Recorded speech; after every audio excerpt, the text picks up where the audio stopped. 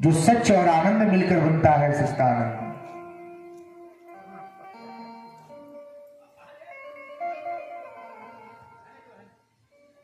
सच क्या है और आनंद क्या है, कैसे जानेंगे सच्चिदानंद को? कैसे आप जानेंगे कि वो सच्चिदानंद है?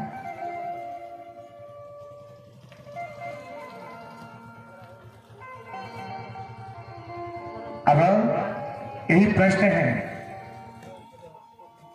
सच और आनंद प्रथम दिवस की कथा है, प्रथम सीढ़ी है। थोड़ा समझने में कठिन होगा, कठिनाइयों का सामना करना पड़ेगा, क्योंकि प्रथम दिवस जो है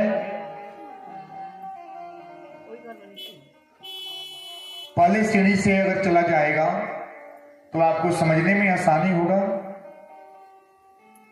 तो सच और आनंद क्या है?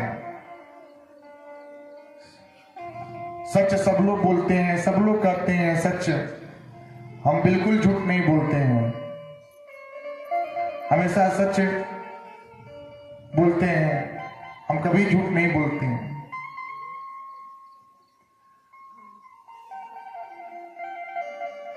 तो सच क्या है? सच किसे कहते हैं? सच कहां से आया?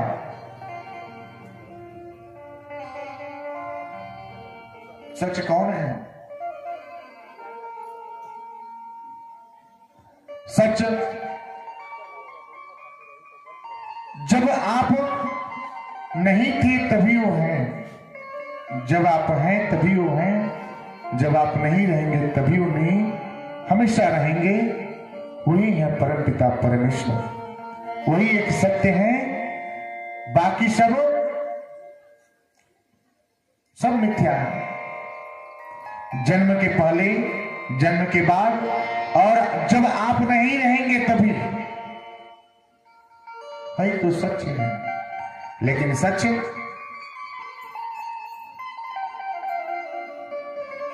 समझने का नाम ही नहीं। सच क्या है? धन की माया में सब लोग हैं, सबके पास धन चाहिए, हर व्यक्ति को धन चाहिए, धन कमाइए, लेकिन धन के साथ साथ उनको भी ध्यान रखिए कि हमको भी कोई देख रहा है। जो उनको समझ गया उसका जीवन सुखमय व्यतीत होता है।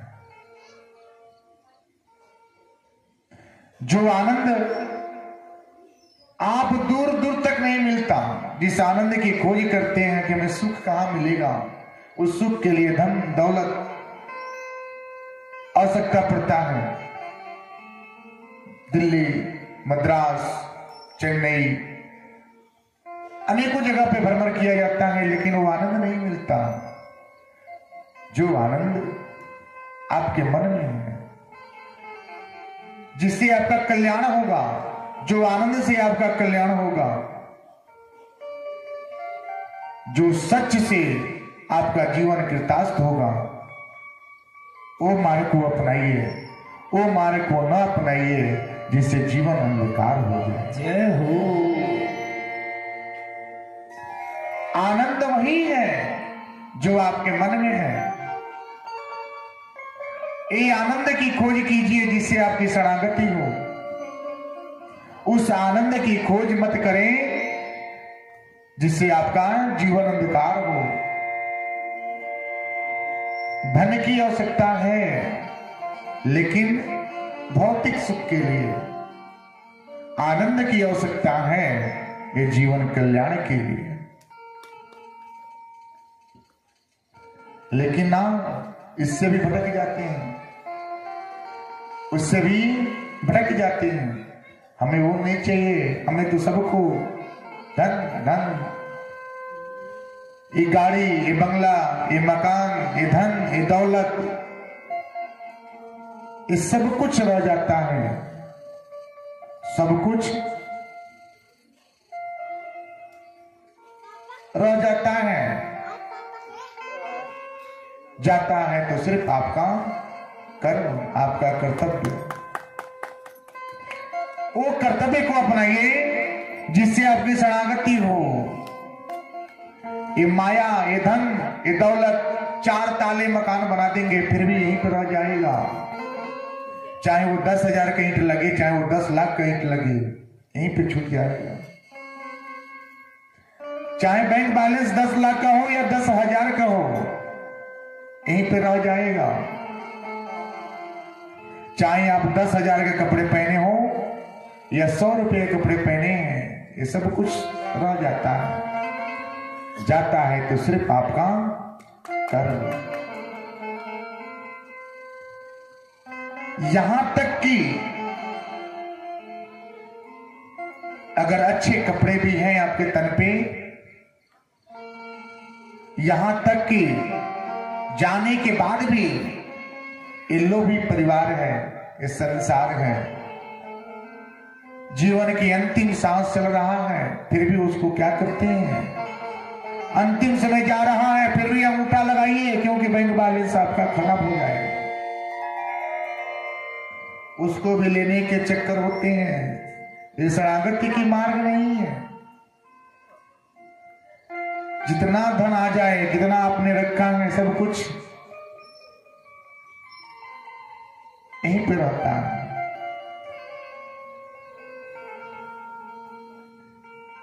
ऐसा कीजिए, ऐसा कुछ कर जावे कि आने वाला जो आपका पीढ़ी है वो करे क्या कि आपने कुछ अच्छा किया।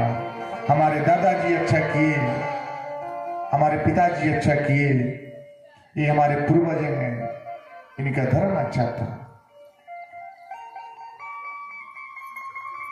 कलयुग में जो है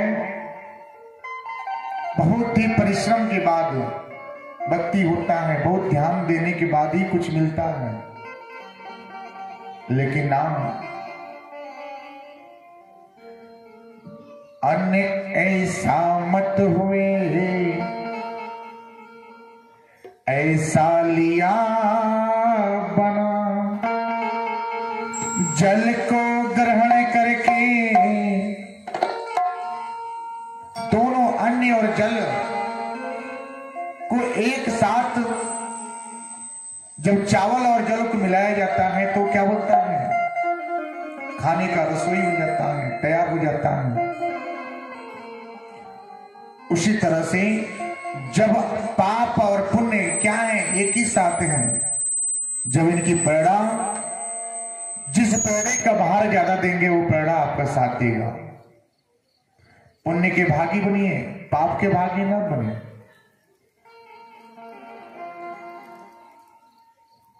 ये क्या है, ये जीवन बहुत ही भाग्य से मानव का तन मिलता है, कुछ अच्छा कर्म करने के लिए, अच्छा धर्म करने के लिए।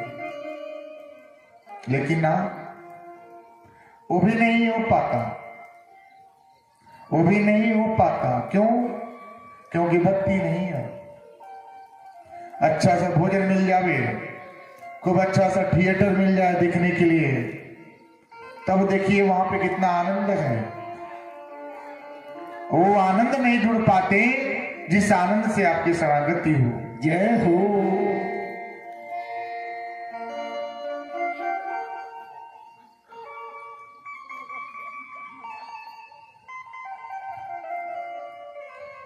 मन बहुत ही चंचल होता है, इसको जिधर लेके जाएंगे उधर ही जाएगा।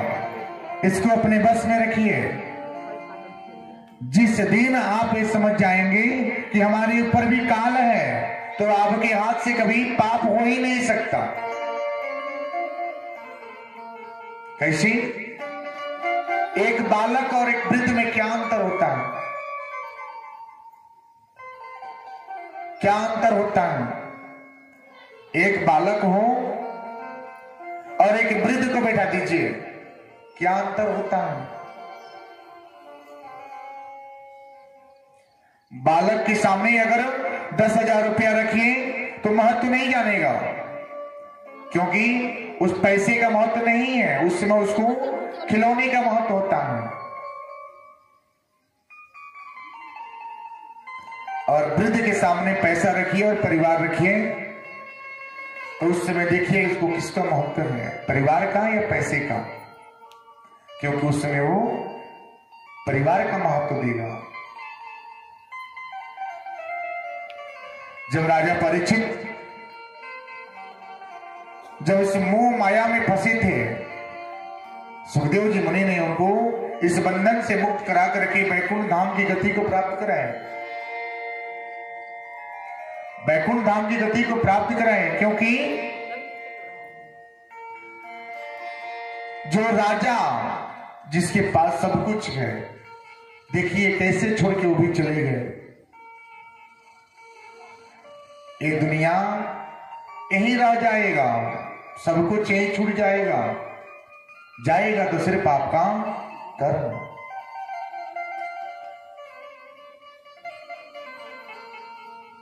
कर्म से ही व्यक्ति का क्या होता है, पहचान होता है।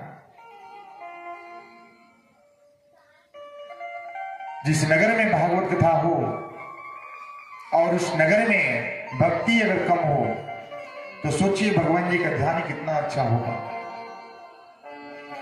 फिर भी लोग बोलते हैं क्या कि हमको बहुत कष्ट है, बहुत दुख है, इतना दुख है। अरे भाई, दुख क्यों नहीं होगा? जब भगवान से यदि आप अपने आप को मानेंगे तो दुख होना ही होना है। तो ऐसा कीजिए, अपने जीवन को कृत्य करने के लिए भगवान जी का ध्यान बंधन करते रहें। यही एक ऐसा जरिया है जो आपको शरणागति का मार्ग देगा। जय हो।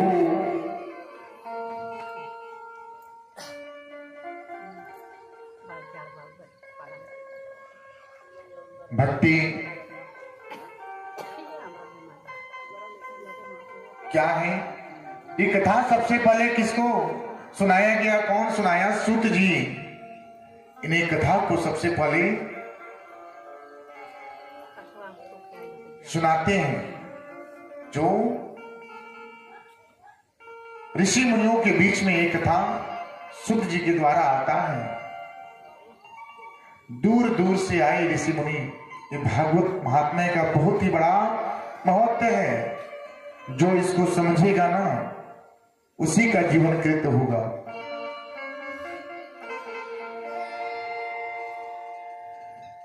अभी कथा का आगमन हुआ, क्यों? क्योंकि जब भगवान जी जब इस संसार से जब जाने लगे, उद्धव जी ने बोले क्या? हे प्रभु, आप तो चले जाएंगे,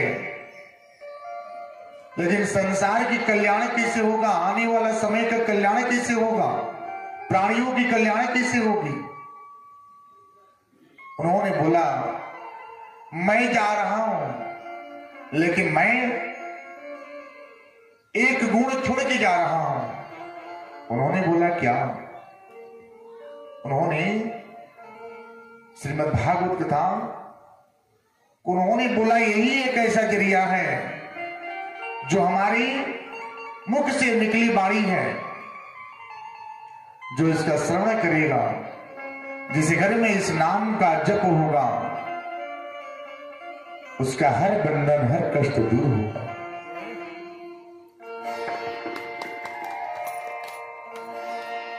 वही भगवान जी ने जो शब्द उन्होंने गीता में बोला है, वही गीता श्रीमद् भागवत कथा के द्वारा जिस आंगन में हुए, जिस घर में हुए, जिस नगर में हुए, वो नगर की कल्याण होता है। जब एक कथा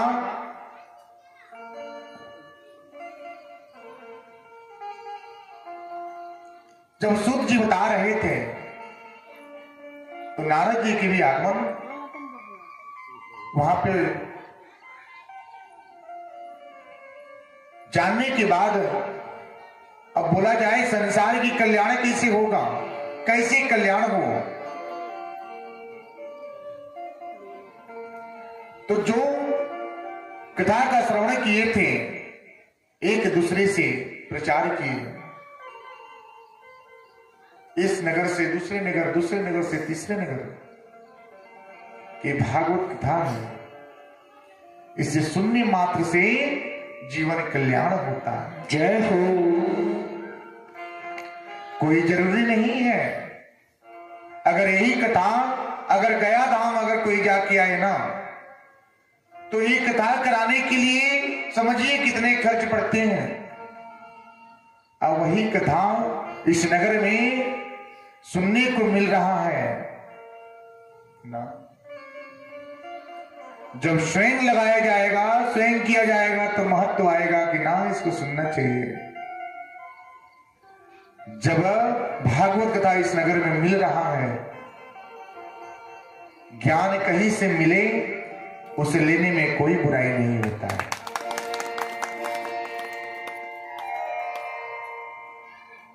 अब वही नारद जी जाते हैं, जाने के बाद नगर भ्रमण किए, चलते चलते आगे गए। देखिए क्या, एक स्त्री है, एक स्त्री है जो रो रही है, और उसके दोनों तरफ इधर भी